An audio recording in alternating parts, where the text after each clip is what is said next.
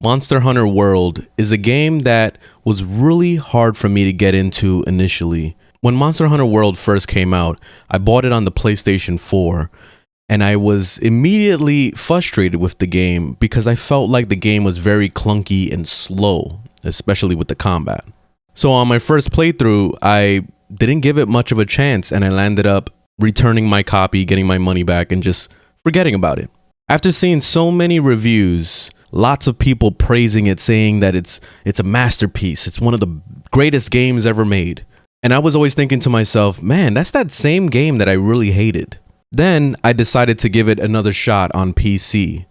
And this is where I finally realized the magic of what Monster Hunter World is.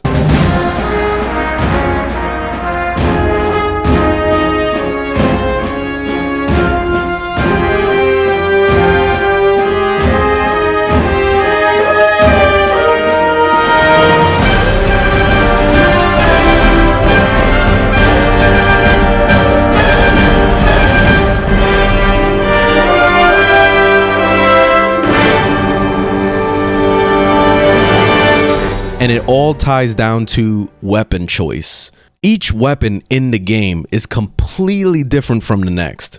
There's so many different play styles, so many different ways to attack the monsters, that it just opens up almost like a completely different gameplay every time you get on a new weapon. And this is something that I didn't realize on my first playthrough when I played it on PS4. I immediately went straight for the katana. That was my first weapon. And I found it to be very slow and clunky. But then on PC, I landed up starting with the dual swords. And dual swords is fast-paced, similar to something you would see in like God of War or, you know, any kind of like quick action game. So this is when I started to really fall in love with the combat system. Once I graduated from dual swords, I landed up trying other weapons. And then I finally ended up at Charge Blade. And Charge Blade is supposedly one of the hardest weapons in the game because of all the different mechanics and ways to actually use it. I actually landed up falling in love with this weapon, and it's still one of my favorite weapons right now. But one of the best parts about this game is that even when you're starting at bare minimum on the very start of the game, you still feel strong and you still feel like you're learning something, because every time you learn a new move, and this is all mental, once you start like understanding your weapon more, you start to feel like your guy is getting better, but it's really just you getting better. And this is something that's really hard for games to pull off correctly. There's so many games out here that use RPG elements to kind of create ways of achieving new abilities and new skills and stuff like that. But in Monster Hunter World, there is no level up tree. There is no RPG elements in the normal sense, like in those games. This is one of those games where you actually have to learn to play. Like, you really need to practice your weapon, go to the training room and just kind of like hit the dummy for a while to understand what your weapon is like. And this is where the game just started getting even more complex. God, I spent the last 5 minutes just talking about weapons. I haven't even talked about the graphics or anything, which the graphics are amazing. Even today, I'm so shocked on how beautiful the characters look, the texture quality on the world. The monsters are so believable, especially the animations of the monsters. You really feel like you're sitting in front of like a giant T-Rex or a big ass dragon, and that's the dude that you're trying to bring down right now. And another really amazing thing is just the raw attention to detail in this game. The animals actually live their lives and do what animals do, like hunt, explore a little bit on their own. They have actual lives in these worlds. It's not like in other games where you'll have like literally monsters and enemies just standing around, like in MMOs, for example, and they're just waiting for you, the player character, to just show up and whoop their ass, because that's all they're there for, you know?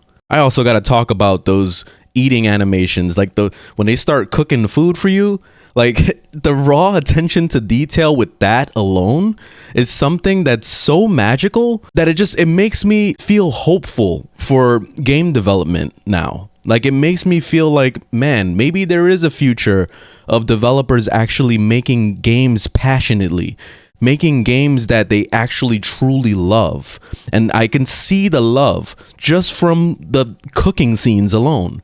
You could tell that they poured their heart and soul into this game.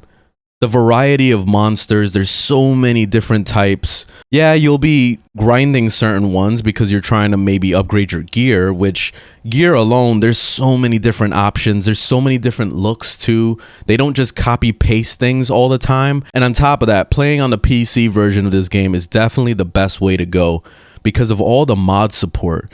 You can literally download mods for everything that you could possibly have problems with. Like, for example, I downloaded a transmog mod. It's kind of hard to say that. That lets you take pieces of gear just for the look, just so you can be able to actually look cool the whole time. The game normally has a transmog system in the way of layered armor, but the layered armor is kind of limited compared to just the raw scope of how many armor sets there are in this game. So having a mod that's able to change your look on the fly like that on PC is unbelievable.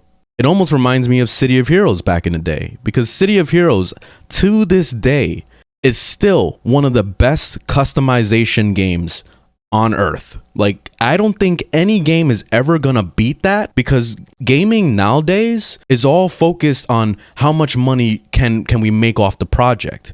Every developer is always trying to find ways to put cosmetics on the marketplace. Even if you spent $60 on a game, it's still not enough for them anymore. So to see the raw amount of attention to detail in Monster Hunter World with the amount of armor sets is impressive. And mods like that transmog thing really complement that. The multiplayer is a lot of fun, really easy to kind of jump in and just play. The shocking part about this game is that it makes it feel like almost as if it's an MMO, where you're working towards a lot of different goals of upgrading your gear and also teaming up with people. But it also has this quick jump in and play feel to it, where you don't have to spend hours and hours of your life to actually get these things done.